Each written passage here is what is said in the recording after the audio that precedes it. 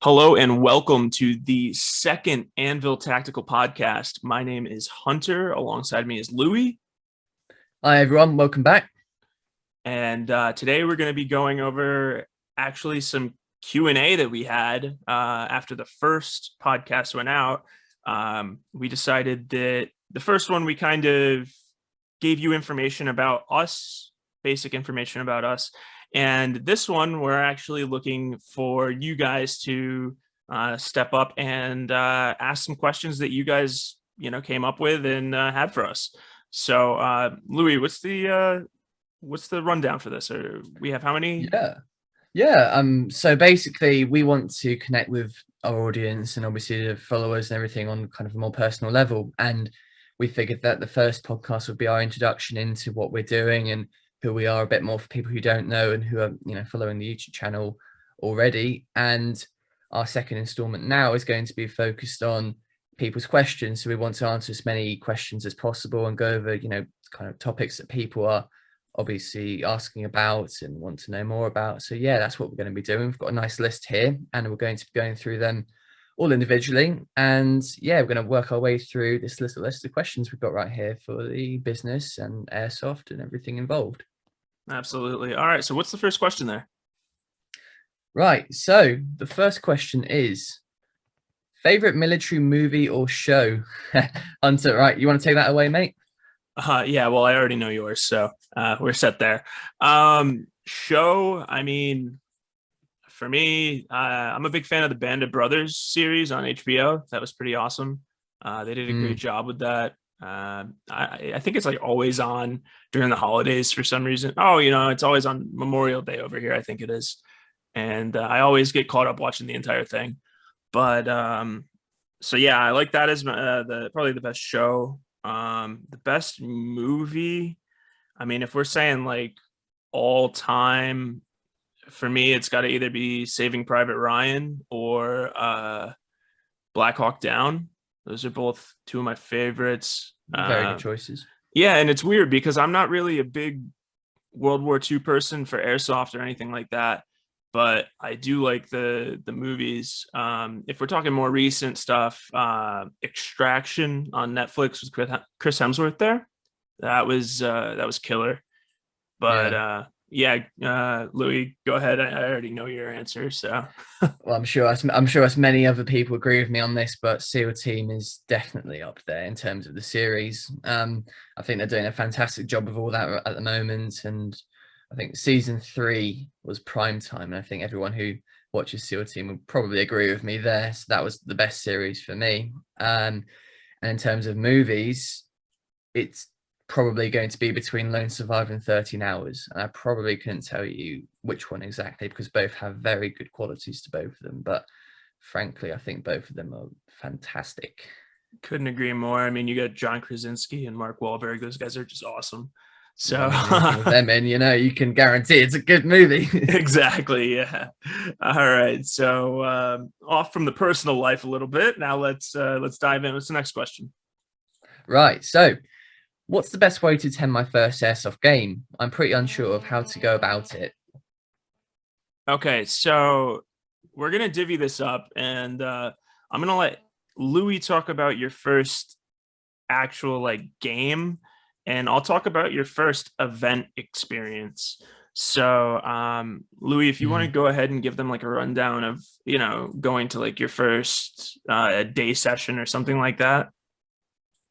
Yeah, so in the UK we call it a day session skirmishes. I'm not sure what it's like for Americans, but yeah, so when you're going to your first game day, obviously you want to come prepared with everything you can in terms of safety goggles and everything. The one thing I would say is you don't want to bring your own gun. You don't want to buy your own gun before you play your first game because it's very easy to make a mistake in terms of what style of play you want to play as or what gun you get and if it's no good quality. So really the first thing I would do personally if I had to restart everything is go to one of the larger Facebook groups or connect with a bigger community, perhaps, the Anvil Tactical Airsoft Discord, and, pop the question in the chats and get people to kind of give you advice on buying guns and all this. But before you start buying anything, really, you should go and get a rental gun from the site you're going to play at. because you really want to experience the sport for what it is and understand, obviously, that, if you come from, military background, or if you have kind of high expectations for the guns, you need to realize, obviously, that they don't shoot like real guns. So it's quite important to realize your style of play and what you enjoy doing. I mean, me personally, I love, the sniper sneaking around kind of role, not being seen and taking one shot, being accurate, whereas other people prefer to be, quick, running around everywhere, and, use speed and agility to their advantage. So you need to really figure out what your style of play is, and then you need to get advice from other people and experienced players on what to buy, because obviously there's going to be different levels to what you're buying. You've got obviously the stock gun, and then you're going to have the upgrades as well, and you want to have a platform or a brand that's compatible with other parts and everything for the future, so that you can make your gun better. And it's really difficult to know exactly what to do with that as a brand new player to the sport. So really seek advice and seek advice and look to hire your first gun, I think.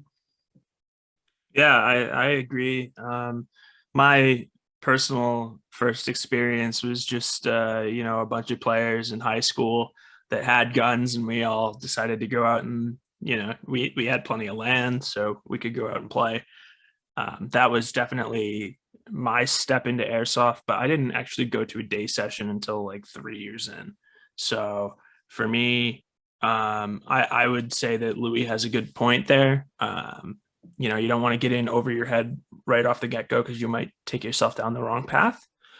Now for military simulation events or just operations events of that sort, you're going to see a much higher ceiling to what you're going to need. And that it starts off obviously with your gun. You're going to need multiple batteries depending on how long your event is. Your protection, the correct gear, even, because a lot of the events either are going to dictate you by the color of your combat uniform, or they'll assign you armbands. I think a lot of places are getting away from the armbands and more toward the color of your uniform. But once you get through that part, then you're going to want communication devices, so radios. Then you're going to be looking at food. Water is huge for operations. I know personally, I run a water bladder on my back, so Yeah, that way, kit prep, there's a good one to talk about. yeah, it's constant. And then if you're doing something that's more than one day, you want to be prepared for the nighttime, be it flashlights. If you have the spare money to spend, I would 120% recommend buying nods, but that is a lot of money you're putting out there. You're talking well over $1,000. And camping stuff, all the stuff that basically you would need for a camping trip is a necessity in a multi-day airsoft event. But I mean, food, water, gun, ammo, BBs. Well, ammo and BBs, same thing. Batteries, that kind of stuff. I would say in protection is critical when you're doing events, be it no matter how long they are. But if it switches into big time stuff, you better come prepared, because you don't want to jump from one day session game and be like, oh, I can do this 30-hour operation, and go and realize, wow, I am really underprepared for this. So I'm sure we'll probably tackle that more in a bigger aspect in a future podcast, what we would recommend for operations and all that kind of stuff. But that's just kind of a quick overview of kind of what you need.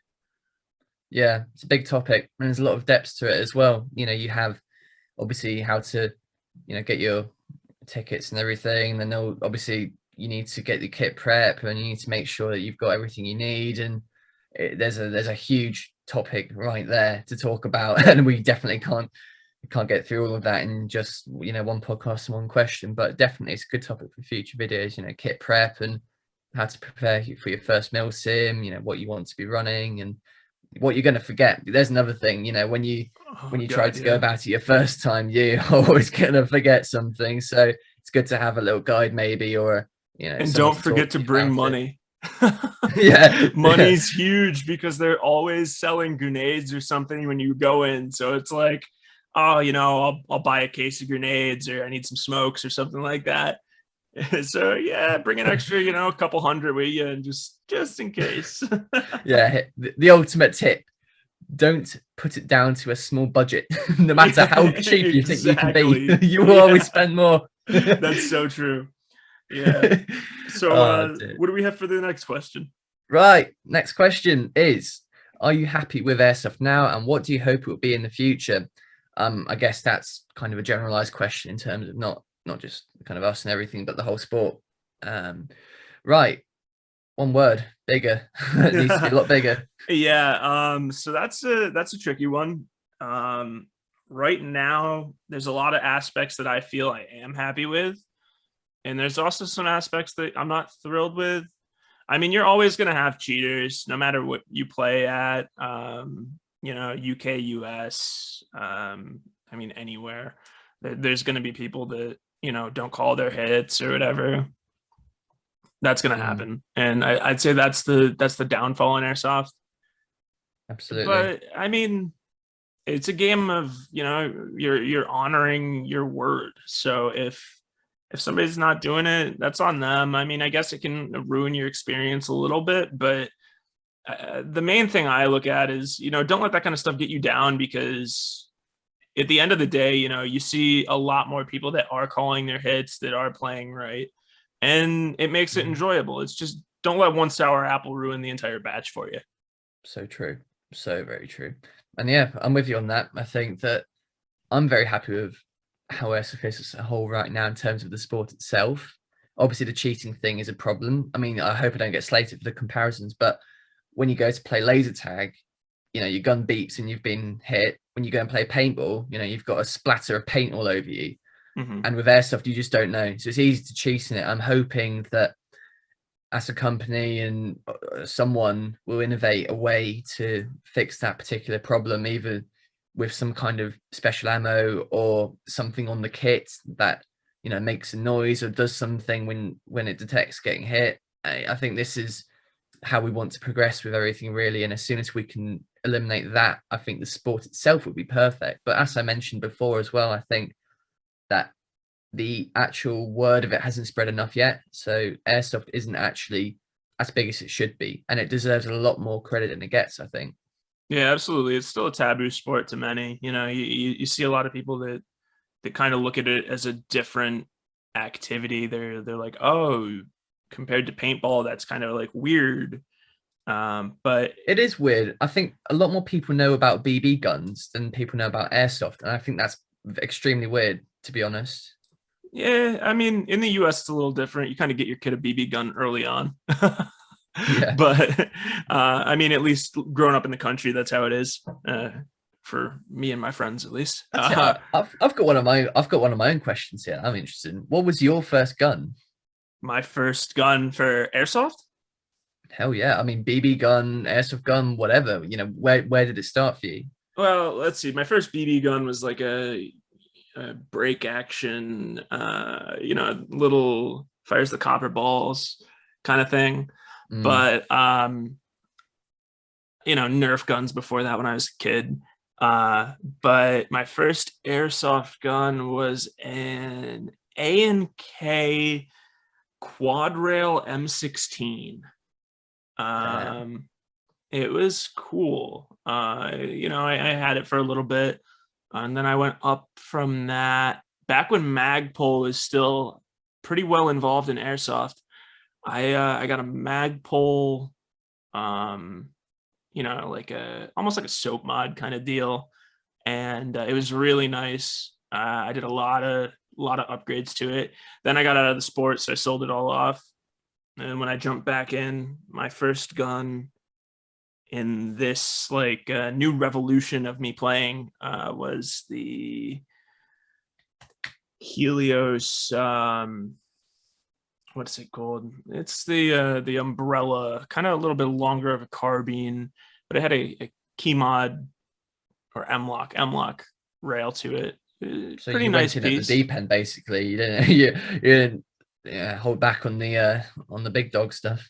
Um, yeah, no, I actually got it through a mystery box, and Oh, yeah, I don't even think I played a game with it. Honestly, it just didn't fit me very well.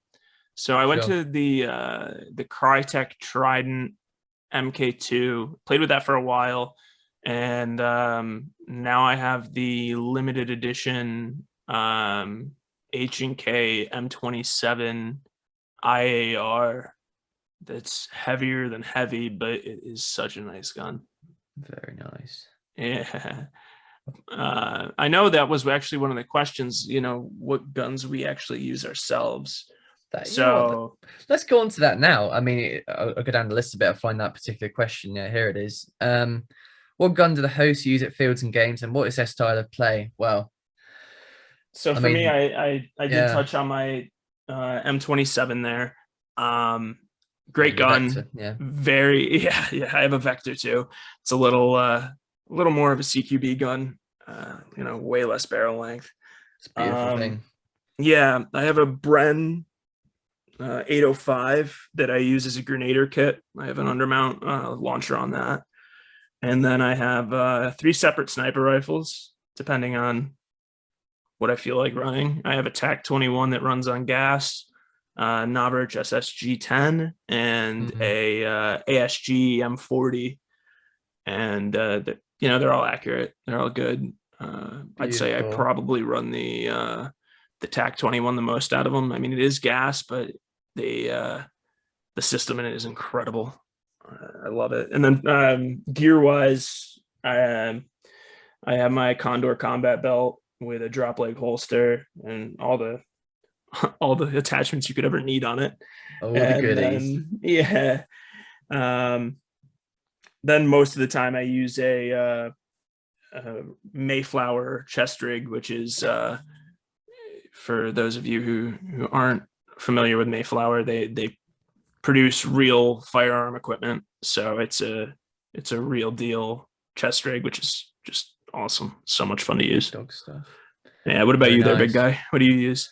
Oh well, I mean, my first gun was one of those transparent 10 or 15 pounds ones that runs on electricity, and you feed the BBs in through the top of it, and it looks like the scope, but it's not. It's actually the magazine. It's all you can see all the way through it and everything. It's a beautiful tiny little thing. I've still got it now actually, but after that I upgraded that one. It was like a tiny miniature Steyr Org, and the one I got after that was basically its big brother. So Mm. I got a big Org and loved it.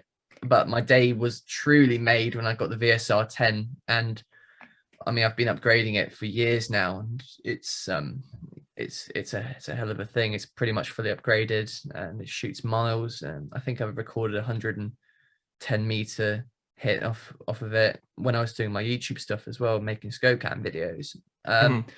Other than that, I've got a I've got a modified Ares Amoeba AM003, the stubby honey badger one, but Oh I've yeah. changed it into more of a HK416 looking style of things. So I've made it a huge barrel, and I've got loads of nice little goodies in it. It's a great looking gun. Sidearms Marui P226 upgraded, and a Marui Glock 18C. Go for Marui. They're fucking great. Yeah, I forgot my sidearms, man. I have too many of them to even add to this list. I think I have six pistols. Yeah. So, I mean, that's You just a can. whole nother story. You can do an entire podcast on everything you run because Oh for yeah. me, I mean, I could spend 10 minutes talking about the internals in my M27 alone. So, I mean, Yeah. that's just one of those things. Don't get carried away with the pistols. They'll take ages. Oh, God, yeah. Yeah, that's Right. crazy. So anyway, the next question. Why did you start Anvil? I don't think it was covered in the first podcast, was it? Right. Shall I take this one? I mean, you did start the company, so I would assume that you would answer this one. That's a very good point. Right. So the company started about year and a half ago now at this point, and the reason why I started it was simply because I love airsoft, and I I was playing already. I had all the guns, I love the sport, and just being able to connect with the community in this way too is fantastic. I found my way into social media, started to connect with more people, and I realized there was a market for some things that hadn't been produced yet, such as the Zap Patch, which is obviously what we innovated. And I started looking towards, making something of it. At first, it was just, penny profits. It was just a few little bits and bobs here and then just to kind of grow it. But now it's obviously starting to turn into something a hell of a lot bigger. So I think really it's a company that starts from passion rather than anything else. And I wouldn't change a thing about it because the community I'm working in is fantastic. And, obviously all communities have someone who's, not so nice, but I think in terms of airsoft, you really can't go too far wrong with, a great community of people like this. Right on. Yeah. I mean, I couldn't agree more. Community rocks. And I had no involvement in making this company, so I can't really put my head into this much. But I think I have brought my fair share into it, just not starting it. Sure. Right. So what we got next?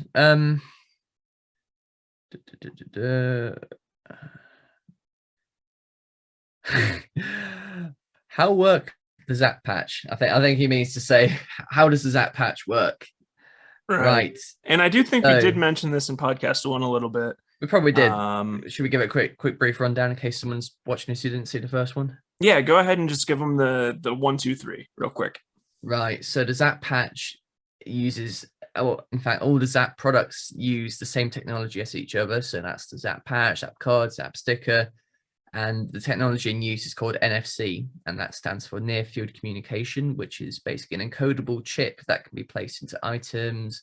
And we came up with the idea to place one of these chips into a Mariah patch, and we were able to obviously get the chip inside of it, and so that when you encode that chip, someone brings their phone close to it, it's going to then open up that information on their phone. So it's a promotion device. It can be used really for pretty much anything you can think of, really, in terms of promotion. And you could encode a link to a website, you can encode your social profiles or a Linktree account or anything like this. So the technology, like I said, is called NFC, and it is used really for promoting stuff, and that's the main use we have for it.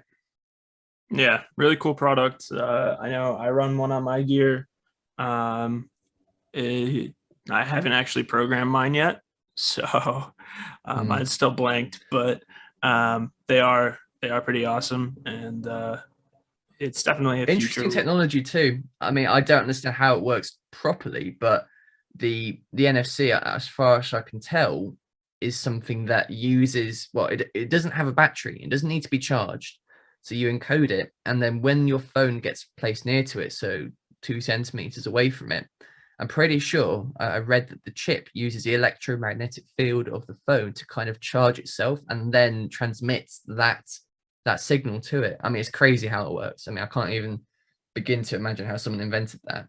Yeah, that sounds wild. I just figured that it reflected back the phone's signal in some direction and then popped it up. But yeah, that's wild. That Crazy. is how Zap Patch work. That is how does that patch work? So the next question is, are you happy with Airsoft now, and what do you hope it will be in the future? Oh wait, have we had this one? Yeah, we touched. There's 2 similar questions here. Yeah, I think we both. Right. I think we already hit that one. There we go. Where do you see Airsoft going in the future? Weapons, sites, events? You can cover the events, I reckon. Yeah. So events is a growing process at the moment. You see a lot of event companies out there, mainly dominated by a handful of high-end ones at the moment. There are some smaller companies growing their name and becoming companies that are very much a part of the future for sure. And I think that the idea of the Milsim event or the idea of an operational event, anything like that, is going to be the next step in airsoft. It almost, well, it does apply a story to something, but further than that, it gives you more objective and keeps that objective playing throughout the day. So there's not really a breakup or anything like that compared to, if you go for a field day or something like that, you'll play for, half an hour and then you'll take like a 5 minute break while they recoup and get the next part ready. But this is just all go. And I think that that's going to be the future of a lot of events, um, a lot of airsoft playing, stuff like that. And I know I did mention this briefly, and Louis and I have been talking about it a lot, where we're going as far as our own events. And I can tell you, I have one already pre-made that was with my company before Louis and I merged. And this is going to be the first Anvil drop. This is going to be called, and this is all I'm going to give to anybody, but it's going to be called Operation Radium Defense. And info will drop soon about it. We'll also be putting out rule sets and everything as time goes along. It will be, this is one of the main things that I touched with Louis. This is going to be an operation that happens in the United States and an operation that happens in the UK. They are going to be the same exact structure. If it plays out differently in one area, one will go ahead with a different timeline, and the other will go ahead with the timeline that it's set on. But it is soon to be released. I would say, maybe by the next podcast, we'll have some more information that we can give out. But I'm not going to be divulging too much information with that one at this moment. Isn't that just music to your ears? All of that. It's pretty sweet, to be honest. That is all. I'm That is loving it. I'm killer ready. stuff. I know this is a big thing, and I think it's a whole new side to what we're doing. I mean, as a store, we've obviously sold products and we've innovated products, but this is something completely different. And obviously, where we've done our innovations, where we have obviously the things that we sell, we will obviously want to incorporate the stuff that we are known for, such as Zap products, into these events too, hopefully. And they obviously, are this is going going to to be an be Anvil thing. included. I'm not going to drop any spoilers, but there's going to be a lot of really unique features to these events that you're not going to see in other promoting companies. This is going to really take a step into the realism of what airsoft can do. And I'm really excited to drop this the way we have it. And it's exciting for us. And So exciting, honestly, so with that crazy. big news on the coattails of that, as far as the other future with guns and all that, I do see uh, more models probably becoming efficient. You're going to see more of an upgrade probably to the internals of a lot of pieces throughout the next 10 years or so. And you might see more professional training weapon models come out. I know Sistema kind of dominates that market right now, and they're insanely expensive and hard to find. But I'm thinking that with ICS developing a split gearbox, that soon that's probably going to find its way to be kind of a standard. Um, this isn't going to happen right away, obviously, but I'm thinking probably 10 years down the line or so, you'll see a lot more of that realistic style of having a split gearbox or a cylinder head in the top that runs the entire gun. I mean, as I said earlier, I think one of the main progressions that anyone can make in the market as a company or just an individual person is to find the way to stop cheating. And that's something that will get solved, I'm sure in the next few years, hopefully. And in terms of the guns and the gear, I think that obviously range and accuracy will improve, as the quality does. But really, it's very demand related, I think, because the big dogs who are making the guns and who are making all these things, as the demand increases for airsoft in it and the sport continues to grow, you're going to see a lot more innovation happening, a lot more people trying to make their mark on the sport. And I think at that point, as the sport is starting to really become a trending thing and really starts to kind of kick off in terms of popularity, then I think we're going to see some really interesting stuff come out. Yeah, I couldn't agree anymore. I think that down the field we're gonna have a lot coming out that might not be surprising, but will definitely be a step in the right direction for the sport. But Indeed. yeah. Right. Do we have I any think we're on more? to the I think we're on to the last one now, actually. Will you guys be looking into full face masks and stuff similar? So I guess he's kind of talking about full face masks, and stuff similar being probably half face masks and other types of helmets and masks and this kind of thing. Yeah, I would Um, assume through what Louis and I have been talking about, we're probably, I mean, it hasn't been something that's popped up on our radar yet. Um, I would assume we'd probably go into like a half face something sooner than we would a full yeah, face.